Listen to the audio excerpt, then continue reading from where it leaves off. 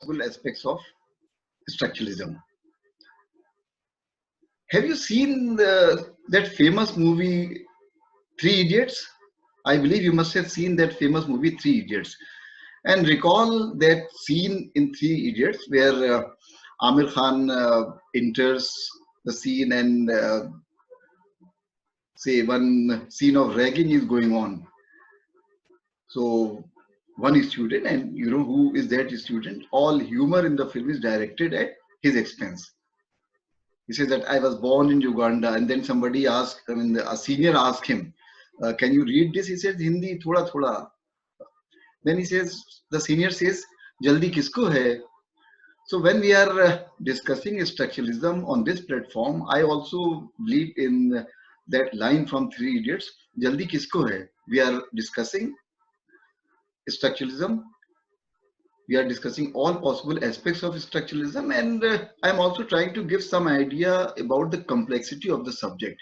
And so, from the very beginning, we talked about different aspects of structuralism. Structuralism as a philosophical method of mind, structuralism as a movement of mind, structuralism as an approach to study literature, and structuralism in language, or when we consider language as a structure, structuralism and its use in fiction. And this is one important subject that I'll be covering today and maybe tomorrow. In between, we also saw how structuralism inspired many other movements. One such movement was Russian formalism. And of course, structuralism also had its impact in different countries. We have already seen how structuralism has been defined. And we have been repeating one word very often, that it is in terms of relationships of objects, it is in terms of relationships of items that structuralism can be understood. Today we are going to talk about a subject which has its origin in structuralism. But this subject has also acquired a kind of independent existence, almost independent existence. And what is this subject? This is basically a study of narratives.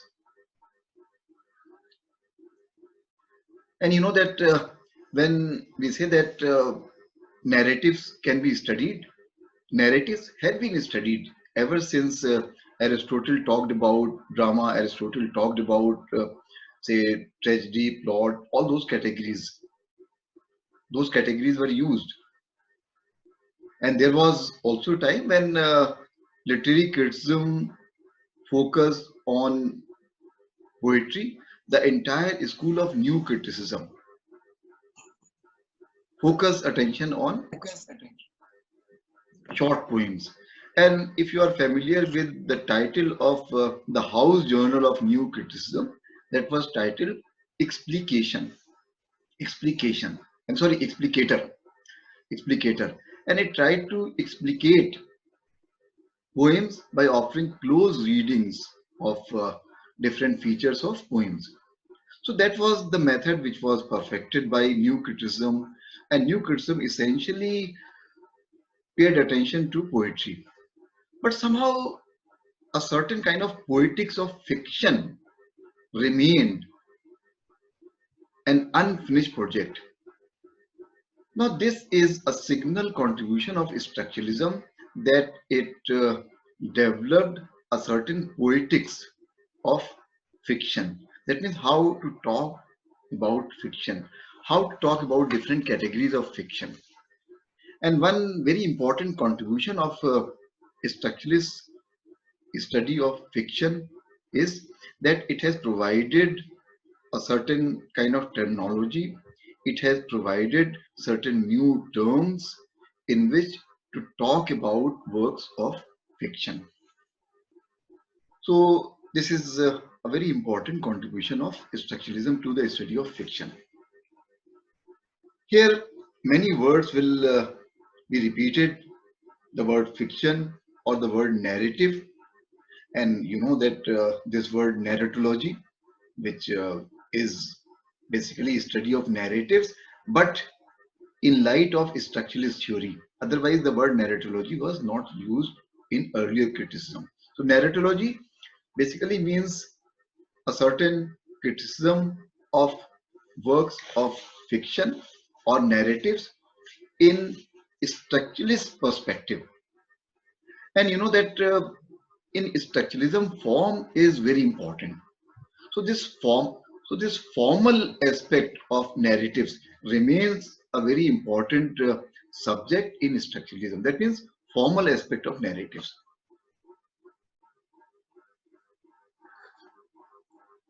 I just posted some notes, some points which you can see while I am discussing something, or maybe later when I am through with these sessions. There are important questions here in the study of narratives. One important question is, what exactly is a narrative? What exactly is a narrative? Then the other question is, what exactly is a novel, or what is meant by the word fiction? These are all related questions. And then other questions, how do we manage time in fiction, right? And are there certain categories whereby we can talk about plot, characters, that means those old categories, can we talk about those categories in a new manner? And yes, structuralism or structuralist narratology has provided us certain tools. As it happens, some works become more influential than others. Some writers become more influential than others. This is true about structuralist narratology also. And here I can mention two very important names. One name comes from anthropology, and this is the name of Claude Lévi-Strauss. We have already come across this name, Claude, C-L-A-U-D, Claude Lévi-Strauss. And the other name is that of one very important theorist. His name is Vladimir Prop. Vladimir Prop. And I think even if you don't know who he is, you can easily guess the nationality of Vladimir Prop. He is Russian. And you can easily make out if you just consider his name. So what we see here, that these are two important names here. Who was Levi Strauss? We know that Levi Strauss studied myths, right? And Vladimir Prop studied Russian fairy tales. So these are two different genres, myths and fairy tales. Now here we can also devise a kind of typology of narratives where myths stand on one extreme, on one pole, which is something very, very basic, and our modernist fiction, which offers a very complex kind of narratives, it is on the other pole. So from myth to complex fiction, complex modernist fiction, this is a very broad category. And you know that this particular study was presented as a kind of new science of fiction. Interesting words, as a kind new science of fiction, or another, or we can qualify it a new literary science. It was a new literary science. So you see, these two words appear paradoxical: science and literary science. Obviously, it means that there was an effort on the part of these theorists to arrive at a certain grammar of literature. And you know that we have been talking about discovering certain laws of literature when we discussed Russian formalism.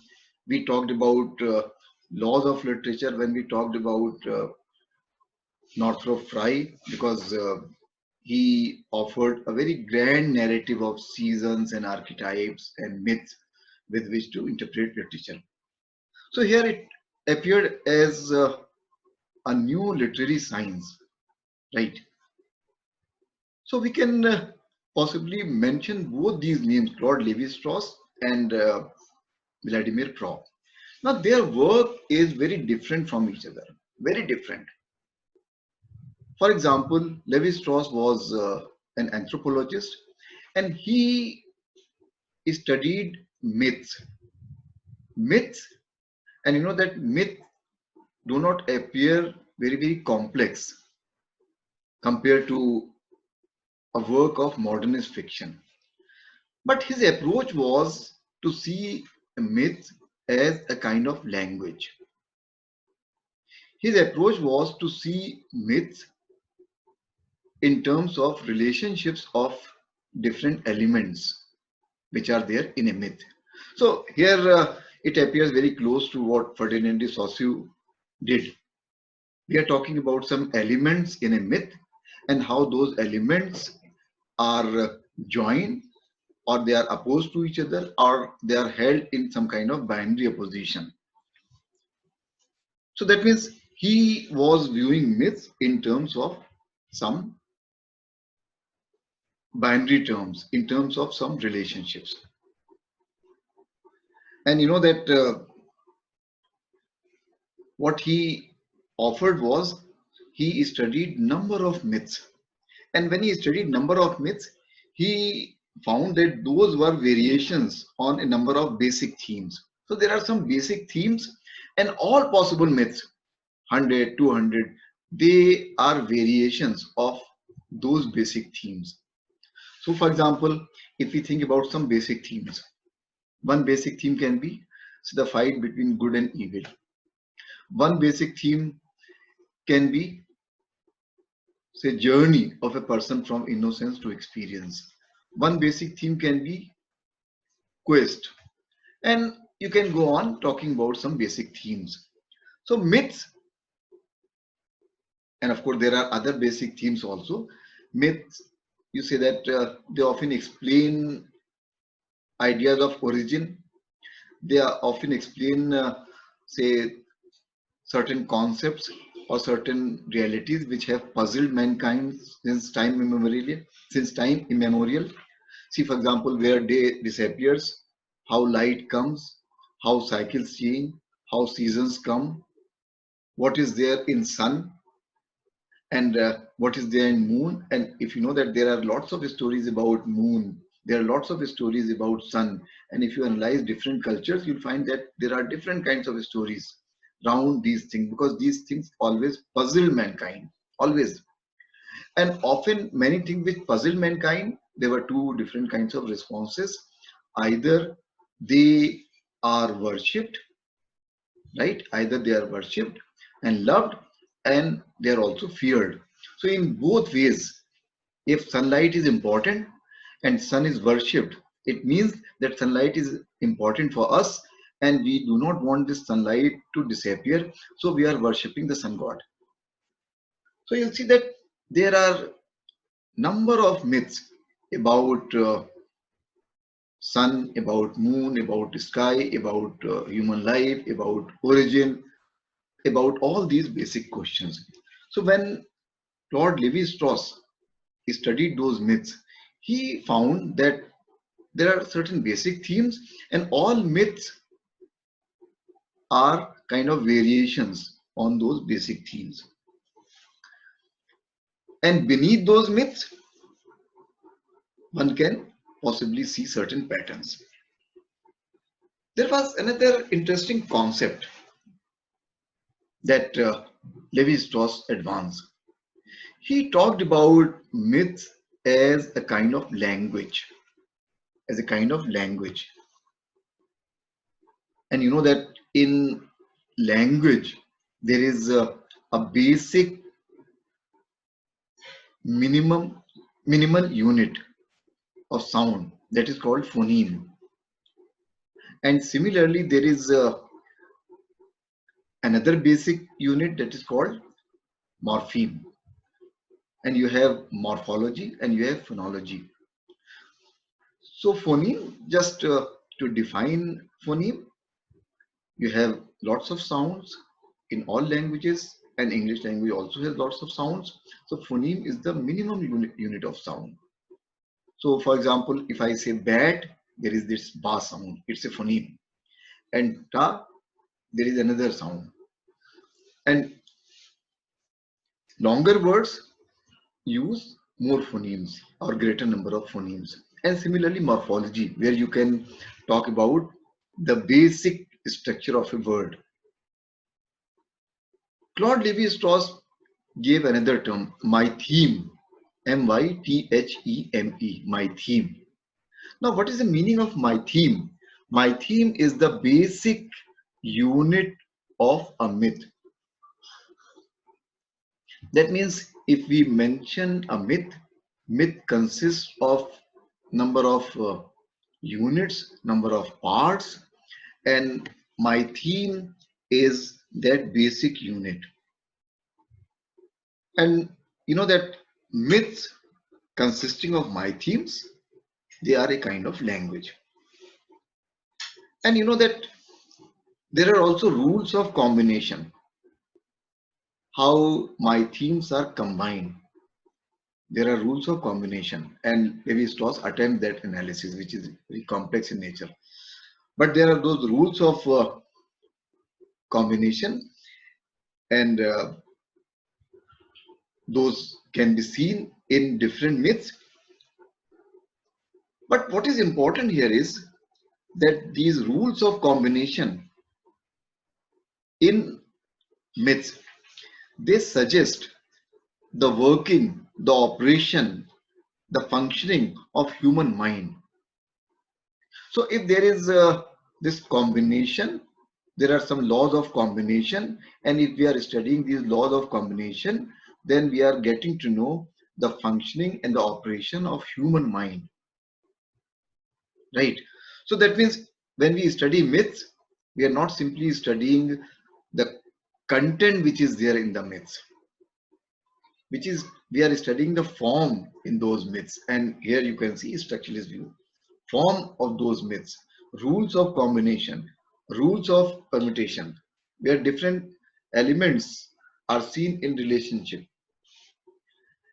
So when we see these rules of combination, a certain kind of grammar emerges. When we see that grammar, then that grammar reflects the human mind from which these myths originate.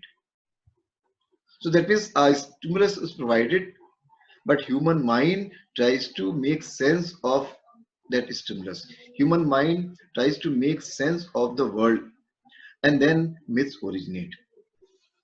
So their narrative content is not as important. Say what they are saying, it is not important. What is important is their form, how things are combined. Because when we look at this aspect, how things are combined, then we are learning the processes of human mind. That means human mind does the job of classification. Human mind does the job of, say, thinking in binary terms. And myths reflect that human mind. So that means they are devices to think with. Human mind is thinking through these myths. These are devices to think about our world. This is something which is important, and there is another point which is related to this is, and this is extremely important, that they do not reflect any individual mind. Myths also have a communal nature.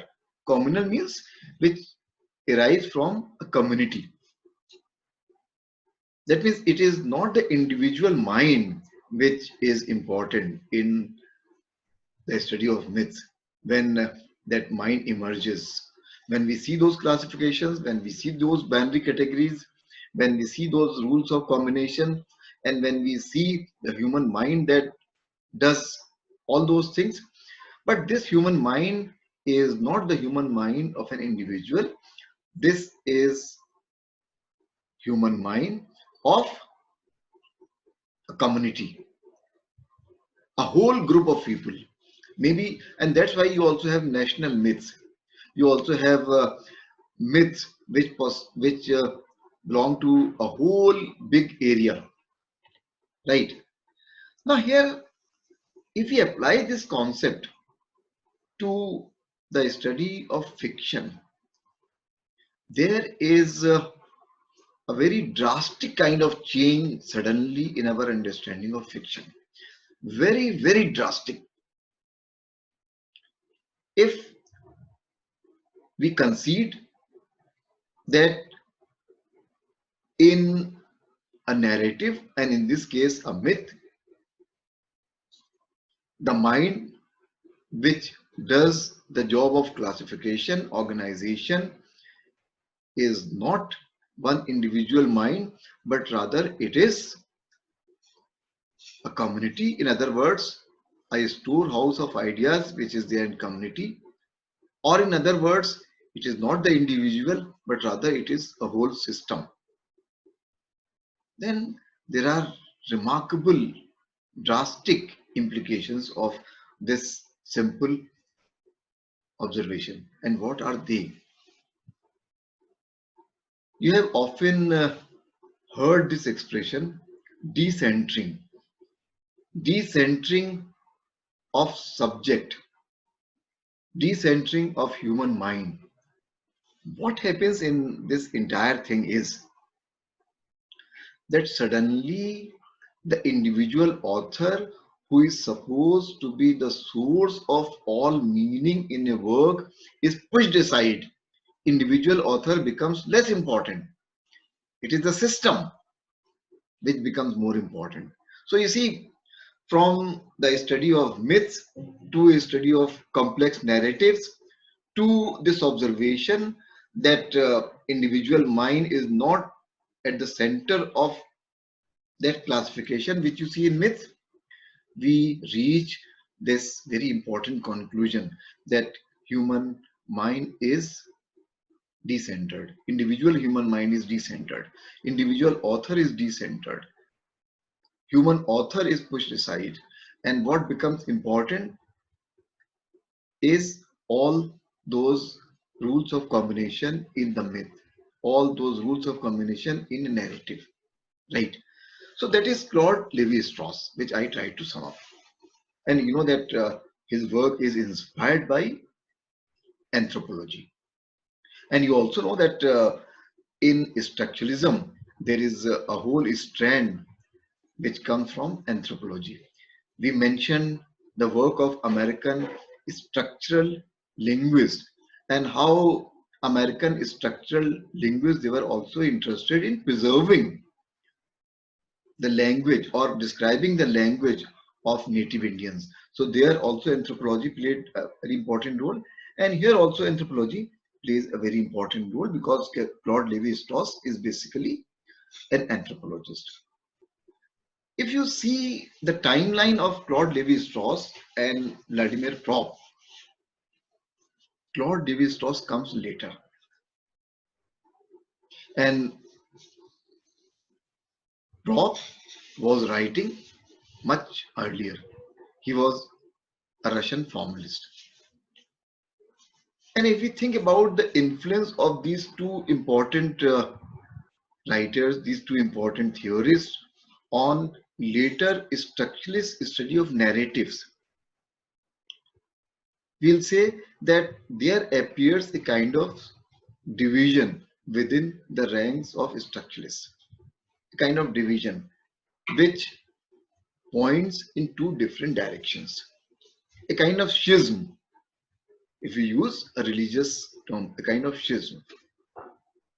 But if there is this schism and you have to appoint one pope, then that pope will not be Claude Levi-Strauss, but it will be Propp. And so Propp's influence is seminal because all later theory, all theory of narratives which comes after Propp, it tried to refine certain categories which Propp first created. It tried to adapt his work. It tried to do something, taking his work as a kind of cue, right? So there we see that Propp is very, very important. Okay, now something about props work. But before we come to props work, we can make another very important statement about structuralist narratology and its whole journey from prop onwards. And what is that statement? Think about rules of syntax. That means a sentence. In narratology, syntax is the basic model of narratives. Syntax is the basic model of narratives. Now let us think about a basic sentence where you have a subject and where you have a verb. You have a subject and you have a verb. See, you see that he killed the tiger. He killed the tiger. You have a subject here, he, and you also have predicate, kill the tiger. So subject and predicate. Now, structuralist theory uses this as a kind of model also, where subject, say he, can be replaced by the hunter, he can be replaced by some other name, he can be replaced by the actor, he can be replaced by, say, a whole lot of people. So that means he is the doer. He is the doer. And what he does, kill, that is the action. In a story, in most stories, you have a doer and you also have the action. So the doer and action. And the story follows this pattern. Similarly, a doer can also have certain characteristics. So you see that the brave tiger killed the fierce hunter, or the brave hunter killed the fierce tiger, whatever. In both cases, you have a particular outline of a story. But since we also added an adjective here, so this adjective becomes a quality of the doer, right? So this is the basic pattern where you have subject and you have predicate, subject and predicate. So you have a character and you have all possible actions which emanate from that character, right? So that is the basic model. In fact, a later theorist, Todorov, will use the word narrative syntax. What is the narrative syntax? There are other aspects of this. I'm not discussing that today because say I'm following a particular kind of organization, but in passing I can just mention there are the concepts in language: deep structure and surface structure. Deep structure and surface structure. So basically when we think about a story, we see deep structure, but when we see its realization in various plots, then that is, say, surface structure. And so you see that a basic narrative, and we can also define this in passing, you can have a basic narrative, deep structure, but it may be realized in very different forms. Yesterday I was watching Lion King, which was premiered on Hotstar. And if you see Lion King, I also happen to see its opera version, that is the, say, on Broadway's. And you must have read Hamlet also. You must have seen other versions of Lion King, and you must have seen a movie like Heather also.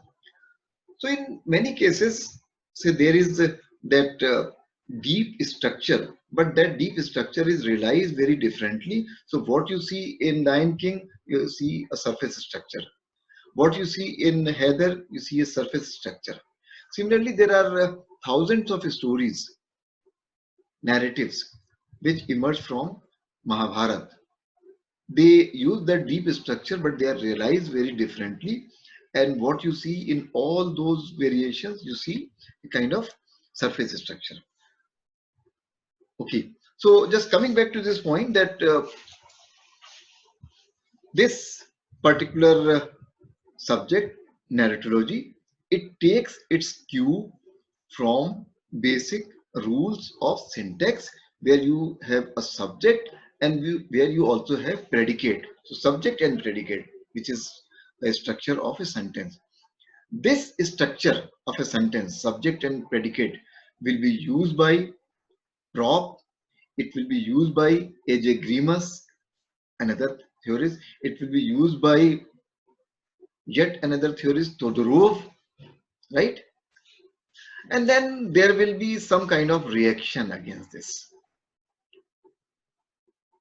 a voice against this, a voice against, say, having a kind of master key which can possibly open all doors. And that voice against this master key will come from Roland Barthes, one of the most mercurial minds.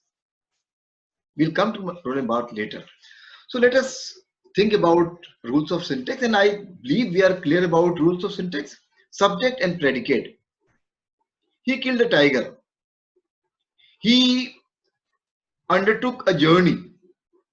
He undertook a journey. So he is the subject. Undertook a journey. This is an action. He undertook a train journey. Undertook a train journey, that is predicate, and that is a whole series of actions. And we see that a kind of structure is emerging. A structure of a basic tale. A structure of a basic tale is, or it can be derived from a sentence, syntax, or the structure of a sentence. So what did Propp do? What is the title of his book? Am I audible? Just raise your hand. Am I audible? Raise your hand. Am I audible? Just raise your hand. Just show your hand. Audible? Am I audible? Okay, good.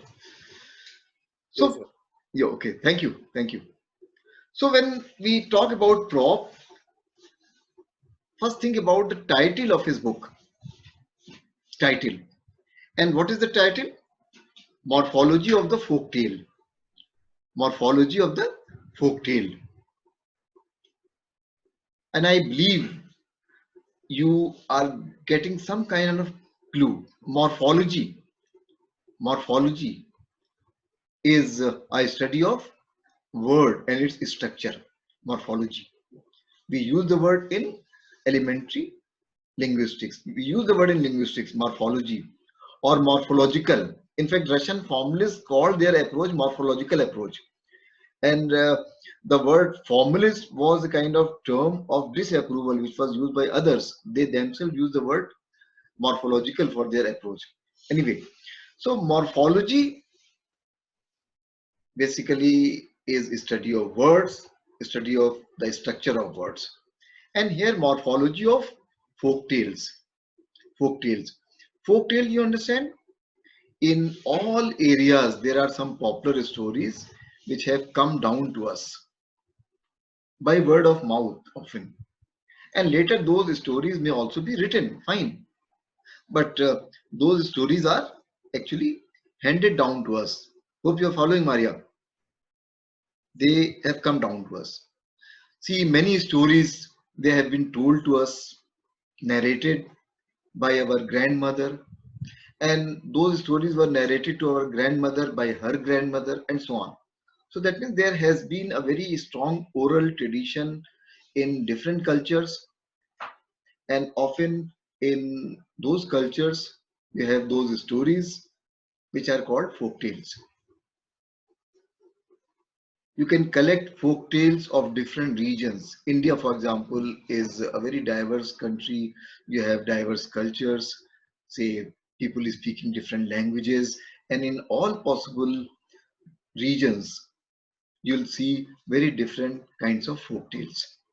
So morphology of folk tales, the title of Propp's work itself gives us a clue. And what did he do? He identified 100 Russian fairy tales. 100 Russian fairy tales. And those of you, actually, not you, but say Munira ma'am must be familiar with many of those books which came from Russia by Progress Publishers. And often those books were made available to Indian readers. They had a very fine printing, excellent quality of paper, and excellent translation also. And sometimes we, yeah, and sometimes we distrusted those books because they were so cheap.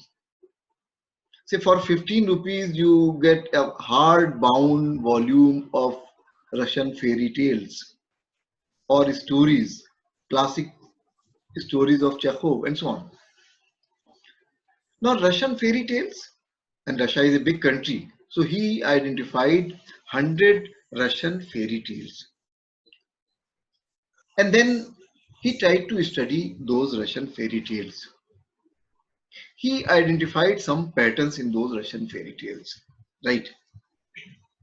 And there is one word which you should become familiar with at this stage. The word is function, function, function. Function is an important word in Vladimir Prop's work because function refers to a basic unit of fairy tale. You know that we talked about morpheme, we talked about phoneme, we talked about mytheme, and here we are talking about function. Function is the basic unit, minimal unit in the work of Prop. I'll continue this discussion from this point in the next session. Let me just unmute you for a while, right?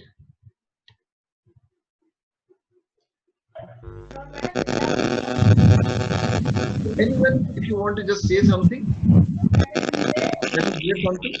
Let us hear something from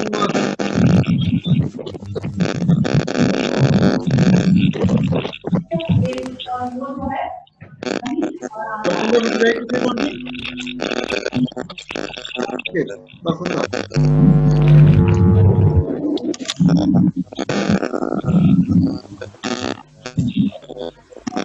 Yes, did you follow the discussion so far?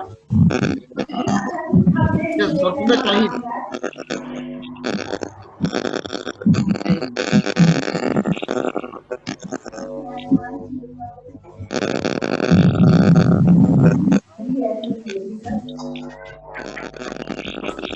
Yes, Vasudha. Would you like to say something? Follow the discussion. Let me ask Maria. Maria.